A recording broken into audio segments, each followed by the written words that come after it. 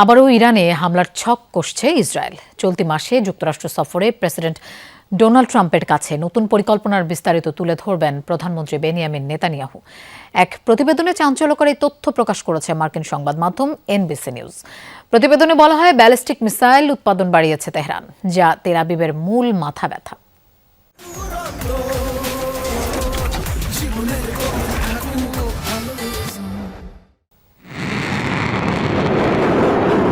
পারমাণবিক কর্মসূচি সীমিতকরণ ইস্যুতে ইরান ও যুক্তরাষ্ট্রের লাগাতার বৈঠকের মধ্যেই ইরানের ভূখণ্ডে হামলা চালায় ইসরায়েল। জুনের শেষ সংঘাত স্থায়ী হয়েছিল 12 দিন, যাতে ব্যাপক ক্ষয়ক্ষতির শিকার হয় দুপক্ষই।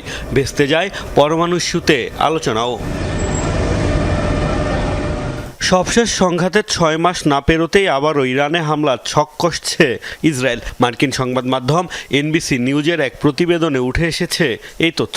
আগামী 29 ডিসেম্বর মার্কিন প্রেসিডেন্ট ডোনাল্ড ট্রাম্পের সাথে বৈঠকে বসবেন বেনিয়ামিন নেতানিয়াহু।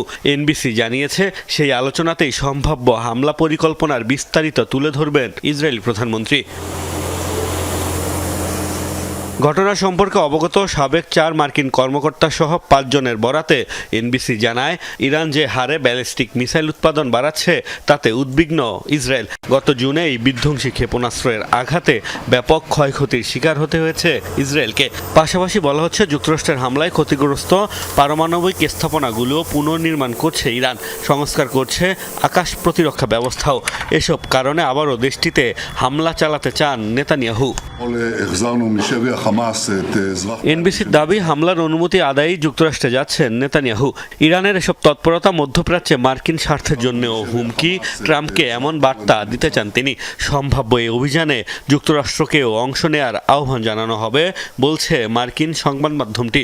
এনবিসি জানতে চাইলেও অবশ্য এ বিষয়ে কোনো মন্তব্য করতে রাজি হয়নি ইসরায়েল সরকার। সম্প্রতি ট্রাম্প জানিয়েছেন, আনুষ্ঠানিক কোনো সফরে আসছেন না নেতানিয়াহু। মূলত ইসরায়েলি প্রধানমন্ত্রীর আগ্রহেই ফ্লোরিডার মারি লাগোতে আয়োজন করা হবে এই বৈঠকের। মোস্তফা মাহমুদ, যমুনা নিউজ।